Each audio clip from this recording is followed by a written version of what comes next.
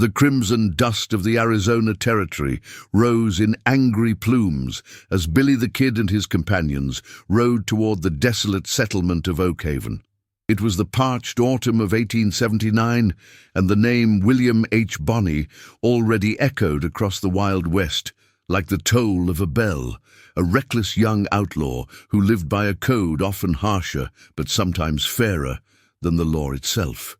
The heat was relentless, shimmering above the cracked earth, making the few wooden structures of the town look fragile and bleached. The only sounds were the weary clop of hooves, the creak of worn saddle leather, and the dry, rasping whisper of the desert wind. Billy, lean and deceptively boyish beneath his low-slung Stetson, rode point, his face shadowed, his eyes constantly scanning. Beside him was Tom O'Folliard, his loyal shadow, his hand resting near the familiar grip of his Colt 45. Bringing up the rear were Charlie Bowder, the silent, deadly sharpshooter, and Doc Scurlock, the former medic whose steady, calculating mind was their best weapon. They were looking for supplies and information, not trouble, but the tension hanging over Oakhaven was too thick to ignore. The town square was dominated by a makeshift scaffold, stark and ugly against the clear blue sky. It wasn't the scaffold itself, but the men standing beneath it that chilled Billy's blood. 3 men, hands bound, faces pale and gaunt, guarded by a handful of deputies whose demeanor was less protective and more predatory. The sight was wrong. These weren't the hardened killers, usually sent to the rope. They looked like desperate settlers. Billy dismounted near the dusty general store, the metallic clink of his spurs drawing every eye. He walked with that coiled, casual menace that distinguished him. The deputy in charge, a thick, brutal man named Riggs, spat a stream of tobacco juice onto the ground as Billy approached. "That's far enough, mister," Riggs barked, resting a hand on his belt. "Unless you're here to help the sheriff string 'em up." "I'm just passing through," Billy drawled, his hand hovering over the butt of his revolver, "but I take an interest in how a man meets his end." "What's the crime, deputy? Looks like a hanging party for a few scarecrows." Riggs chuckled, a dry, unpleasant sound. "Cattle theft, plain and simple. 3 of 'em, a worthless, starving bunch. Took an ox from Sheriff Thorne's own ranch last week. Sheriff Thorne don't cotton to thieves. Execution set for sunrise tomorrow." The injustice of it hit Billy like a dry punch. An ox, likely worth less than his own saddle, met with a death sentence. He looked at the condemned men. They were hollow-cheeked, their eyes sunken with hunger and fear. Suddenly, a young woman, perhaps 20, broke free from the small crowd of weeping pioneers. Her name was Elena. She was thin and determined, rushing toward Billy despite the deputy's rough shout. "Senor Bonney! William Bonney!" she pleaded, her voice cracking with desperation. "They told me you were here.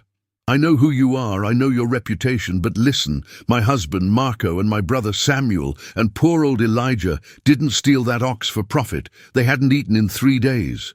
The water dried up, the crops failed. Sheriff Thorne's man, Riggs, burned their claim after they complained about the sheriff's fees. They took it to feed their families, to keep the children from starving. It was an act of desperation, not greed." Tears streamed down her dusty cheeks, but her eyes held a fierce light. "The sheriff ordered the hanging to send a message. He wants the small farmers gone, so his boss, the railway magnate, can take the land cheap. The true crime here is the one committed by that lawman Thorne." Deputy Riggs stepped forward, his face contorted in a sneer. "Get back, woman! Don't listen to her lies, outlaw. They're common thieves." Billy ignored Riggs completely. He looked at Elena, taking in her vulnerability and her fiery courage. The sight of the 3 pathetic men on the scaffold, doomed for an ox, stirred the fierce, arbitrary code of justice he carried. He was an outlaw, a thief of cattle and horses, but he had never stolen food from the starving. He drew a line at human decency, a line Sheriff Thorne had clearly trampled.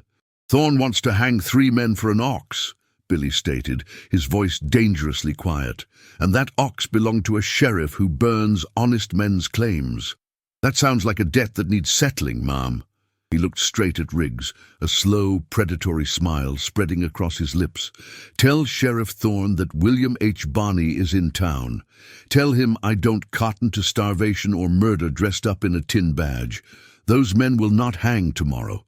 Riggs's bravado faltered slightly, replaced by a flicker of genuine fear at the name.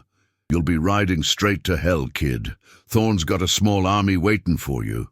As Billy mounted his horse, Tom O'Folliard leaned in, his face serious. "We just declared war on the county sheriff, Billy." "Good," Billy said, tipping his hat to the brave young woman. "The law around here needed a change of management." "Udi." As the gang rode out of town and into the gathering gloom, Charlie Boder suddenly checked his rifle and squinted back at the town. He pointed toward the roof of the saloon and the dusty water tower. "Boss," Charlie murmured, his voice low and tight. "2 men up there. They've been watching us since we left. They're running now. They'll be on the fastest horses the livery has, riding straight to Thorne." Billy's eyes narrowed. The sheriff already knows. Thorne is 1 step ahead. They'll set the trap at his headquarters. "Let them ride," Billy commanded, his voice hardening. "We need to know where the nest is, and they just pointed us toward it. Let's ride faster." The tension in the desert air thickened, no longer just heat, but the cold promise of lead. The gang pushed their horses relentlessly until they reached the seclusion of the Black Mesa foothills, arriving just as the moon was a thin sliver of white above the horizon. They found a sheltered rock overhang, its dark stone offering cover from the wind and the prying eyes of Sheriff Thorne's riders. The constant metallic scraping of a shovel against the hard earth as Doc Scurlock dug a small fire pit was the only sound besides the ragged breathing of the horses. Billy the Kid knelt by the glowing embers, meticulously inspecting his pistols. The firelight danced across his youthful, intent features. "Thorne's headquarters is a private ranch called the Iron Brand. It's 25 miles north. He uses it as a jail, a recruiting center, and a fortress. He won't be in the town jailhouse. He'll be waiting at the ranch, surrounded by his hired guns." Tom O'Folliard cleaned his Winchester. "How many men, Billy?" Riggs looked like a fool, but he was backed by 6 deputies. "The Iron Brand will have twice that, and they'll be ready for us." Doc Scurlock pulled out a worn piece of parchment he carried, an old map of the county he'd sketched out during his travels. He tapped a spot marked with a small cross. "The Iron Brand is near a narrow stretch of rail line. Thorne's not just protecting the ranch, he's protecting the interest of his employer, the railway magnate Mr. Harrison. Harrison wants all these small claims gone. This isn't just a hanging, kid, it's a land purge. The men who saw us leave Oak Haven are riding straight to the ranch," Billy analyzed, his eyes focused on the map. "They think they're giving Thorne a warning. They're actually giving us a timeline. We have until dawn tomorrow to neutralize Riggs and free those 3 men before the hanging crew arrives."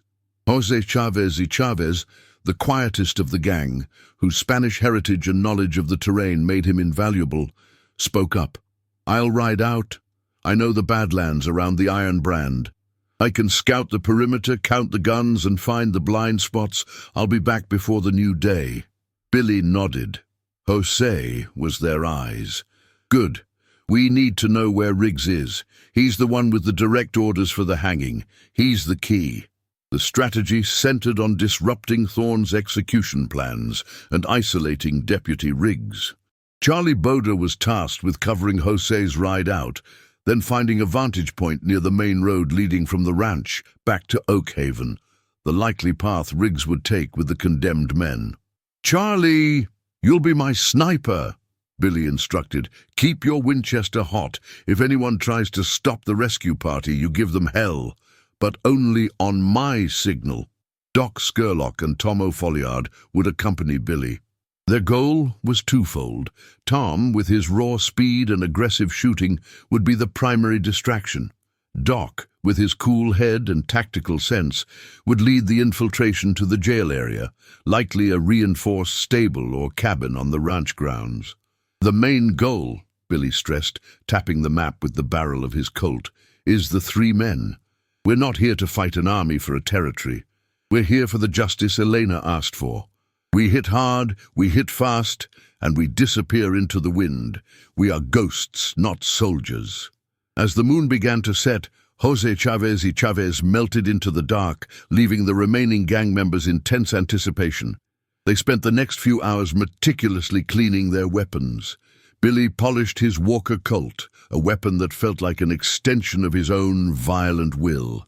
The internal conflict weighed heavily. Billy was risking everything, his freedom, his life, and the lives of his loyal friends, for 3 men he didn't know, who had stolen an ox to survive. But the moral clarity of the act, vengeance against a lawman who used his badge to starve the poor, was undeniable. Just as the sky began to lighten with the first weak hints of dawn, Jose reappeared, appearing as if from the stone itself. His report was delivered in quick, clipped Spanish, translated by Tom. The ranch is guarded by 15 men. 3 on the main house, 2 on the stables, 10 spread around the perimeter, Jose reported. But Riggs and his crew are not at the ranch. They left 3 hours ago. They're taking the 3 men back to Oakhaven for the execution. They're moving slowly, taking the long route. The sheriff is sending Riggs with the victims as bait. A cold realization settled over the gang. Sheriff Thorne hadn't panicked. He had anticipated Billy's move, but he knew Billy's code of honor. The outlaws would go where the innocent victims were. Thorne wants us to break cover, thinking we're hitting the jail. Doc analyzed, his eyes grim. He'll have a separate, heavier ambush set up between the ranch and the town. Riggs and the prisoners are the worm on the hook. Billy smiled, a flash of white in the growing light.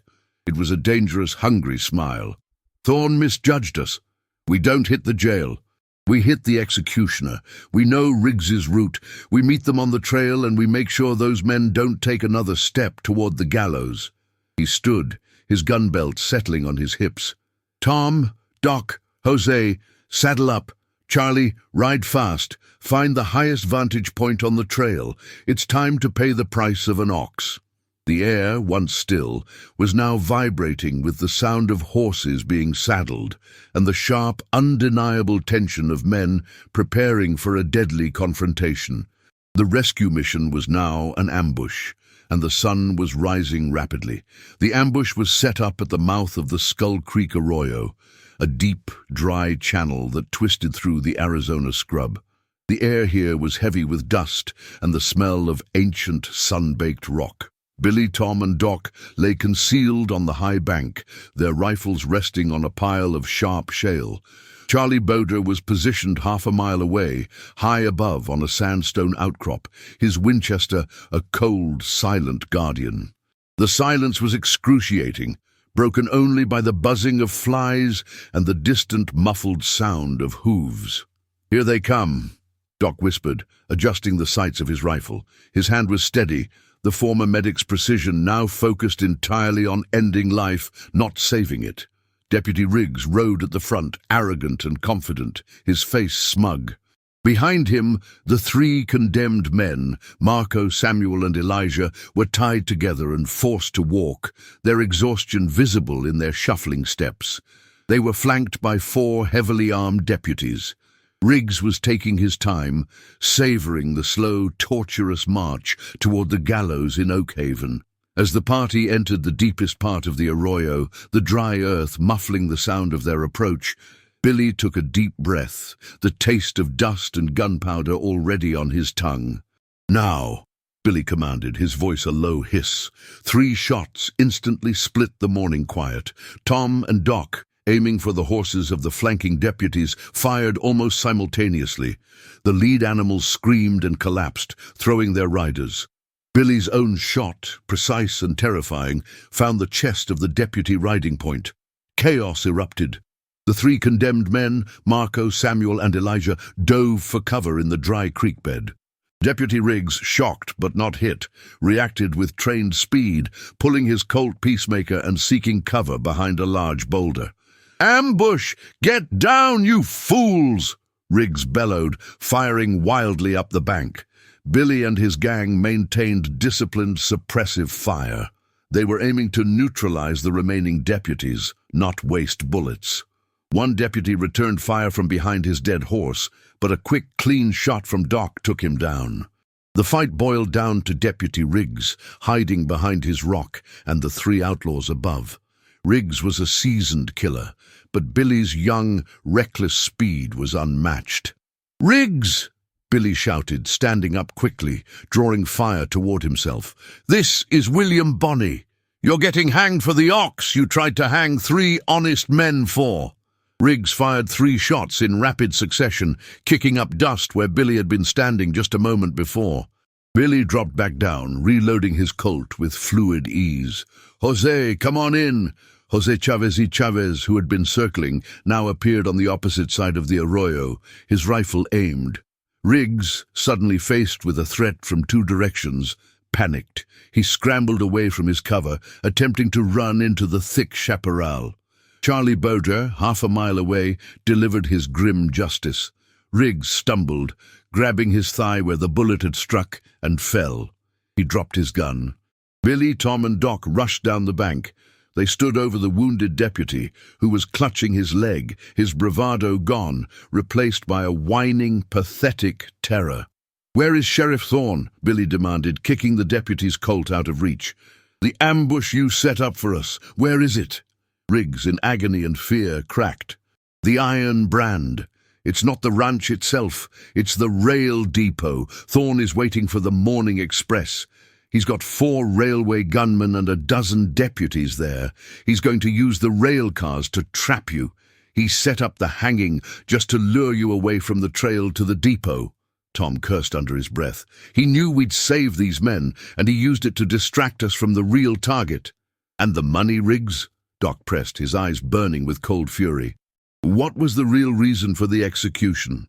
"The gold!" Riggs choked out. "Thorne was moving a shipment of gold from Harrison's mine, disguised as cattle feed.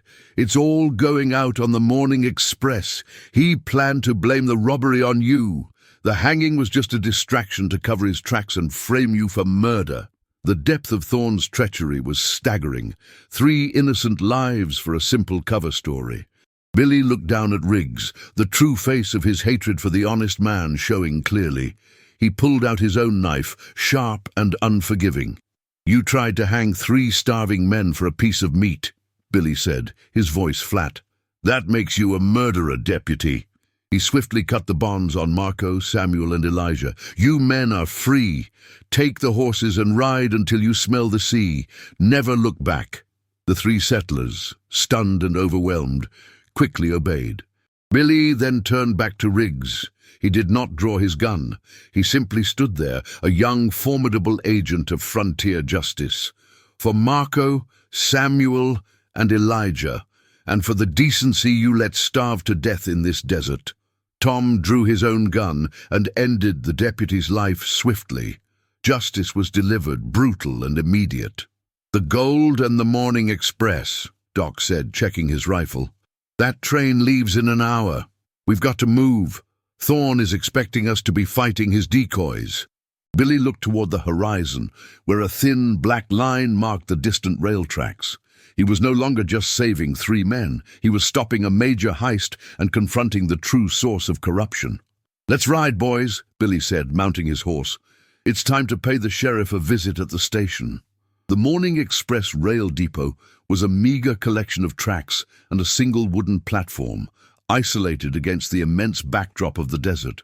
The air was thick with coal smoke and the metallic clang of a massive steam locomotive, which was hissing and building pressure, ready to pull out. Sheriff Caleb Thorne, a man built like an ox with a face like granite, stood on the platform, overseeing the loading of heavy sacks labeled feed. He was surrounded by a dozen well-armed deputies and 4 grim-faced railway enforcers, all expecting Billy the Kid to be miles away. Billy and his gang approached from the south, using a dense thicket of scrub brush for cover. Charlie Boudre was positioned on a small hill, ready to provide long-range support, his Winchester a silent promise of death. "We go in fast. Neutralize the gunman first," Billy ordered, his voice barely a whisper. "The sheriff is the last. He dies with his badge on." Their attack was not a siege, but a lightning-fast eruption of violence. As the train whistle shrieked its final warning, the four outlaws burst from the scrub. Tom and Jose opened fire on the deputies nearest the freight cars, creating immediate panic. Doc Scurlock focused on the railway enforcers, his double-barreled shotgun, a terrifying close-range weapon. The combat was intense, loud, and immediate. The iron of the train cars echoed the gunfire, creating a deafening symphony of lead. Sheriff Thorne, initially shocked, quickly roared orders and drew his massive Schofield revolver, firing from behind a stack of supplies. Billy, moving with impossible speed, zigged and zagged, his two Colts spitting fire. He wasn't shooting to kill every man. He was shooting to disable and disrupt, forcing the deputies to break formation. The smell of burnt gunpowder filled the air, acrid and intoxicating. One of the deputies, attempting to circle Tom O'Folliard, exposed himself.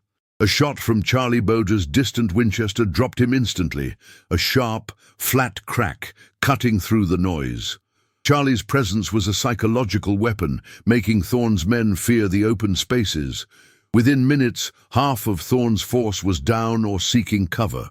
The battle had narrowed to a fierce, desperate confrontation between the four outlaws and Sheriff Thorne, supported by his most loyal deputies. Thorne, recognizing Billy's youth, underestimated his marksmanship. He charged, a formidable, enraged figure, aiming for a close-range duel. "Come out, Bonnie, face the law," Thorne bellowed. Billy stepped out from behind a wooden crate, his expression cold and focused. He faced the sheriff, the symbol of corrupt authority, his own gun ready. "You are not the law, Thorne," Billy stated, his voice calm amidst the chaos. "You're just a thief with a badge. You sent 3 good men to the rope for an ox. Now you pay for your greed." Thorne fired first, his heavy Schofield slug ripping past Billy's ear. Billy, quicker and cooler, responded with a technique honed in countless duels. 2 fast shots from his right Colt, followed instantly by one from his left. The shot struck Thorne in the chest, the impact like being hit by a sledgehammer. The sheriff dropped, his heavy body thudding onto the wooden platform. His badge, a tarnished piece of silver, fell from his shirt and rolled toward the tracks. He gasped for air, his eyes reflecting the cold, hard sky. Doc Scurlock quickly secured the area, checking the feed sacks and confirming they were indeed filled with gold nuggets, disguised to bypass taxation and scrutiny. The confrontation was over. Billy knelt beside the dying sheriff. "The men you tried to hang are free. The gold is staying put. Tell your boss, Harrison, the new law's in town." Thorne tried to speak, but only a bloody gurgle escaped his lips. The life drained from his body, and the true law of the territory, the gun, had delivered its final verdict. The gang worked swiftly. They cut the remaining deputies free, making it clear their fight was with Thorne, not with the unwitting foot soldiers. They disconnected the engine and the gold-filled freight car, leaving them isolated on the siding. The rest of the train passengers were left untouched, a testament to the gang's specific code of conduct. As the sun began to dip, painting the depot in shades of orange and blood red, Billy and his gang rode hard back toward Oakhaven. They found Elena waiting anxiously near the spot where her husband had been bound. Billy dismounted and walked toward her. He didn't need to speak. "My husband, Marco, and the others?" Elena asked, her voice barely a whisper.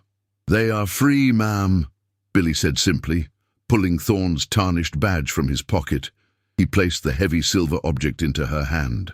"Thorne and his deputy Riggs will not be bothering this county again. The debt for the ox and for the lives they tried to take has been paid." Elena's relief was immediate, raw, and overwhelming. She sank to her knees, clutching the badge, the symbol of her terror, now a token of her liberation. Billy turned to his men. "Let's ride. The federal marshals will be here by dawn." The mission was complete, but their freedom was now measured in hours. The news of the gunfight at the rail depot, the death of Sheriff Thorne, the recovery of Harrison's gold, and the liberation of the 3 condemned settlers exploded across the territory like dynamite. Federal marshals, led by the relentless Pat Garrett, were immediately dispatched.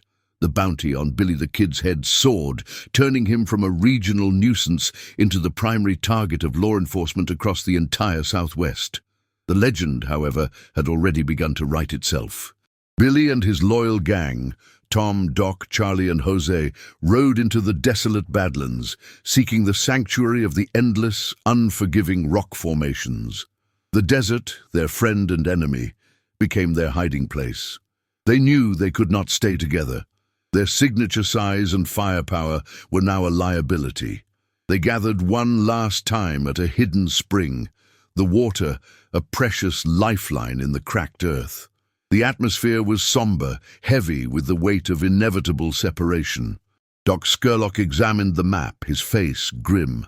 "Garrett's men are everywhere, kid. They've closed all the major passes. They're tracking every rumor, every water trail. We scatter, or we hang together.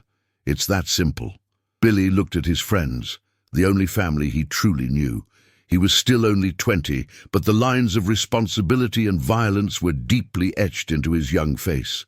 "We scatter. You've done your part. I won't see you on the end of a marshal's rope for saving 3 innocent men."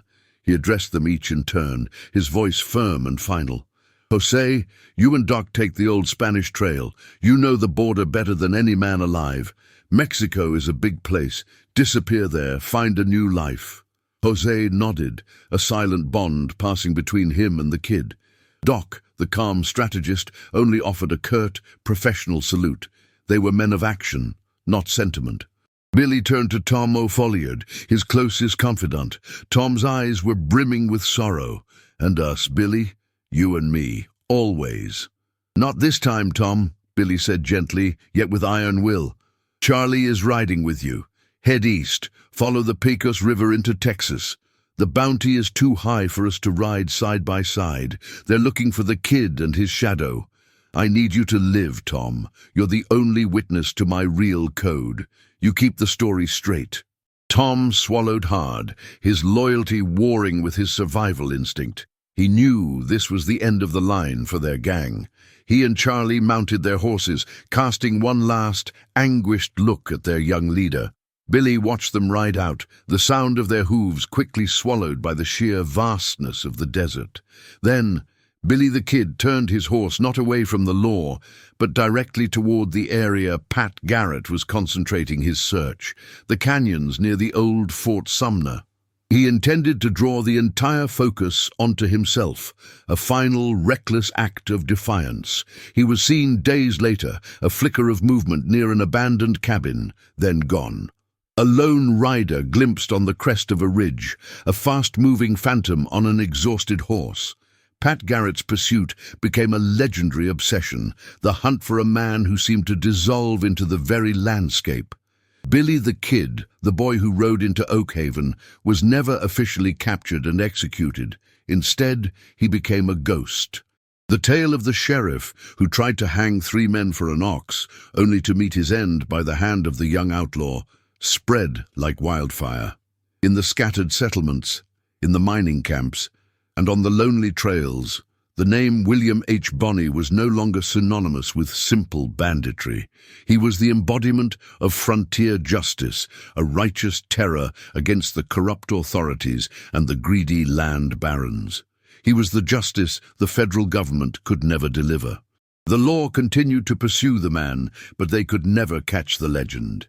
He was the wind whistling through the canyons, the blinding shadow cast by the midday sun, always moving, always watching. A permanent, free, and violent spectre haunting the desolate, lawless beauty of the American West.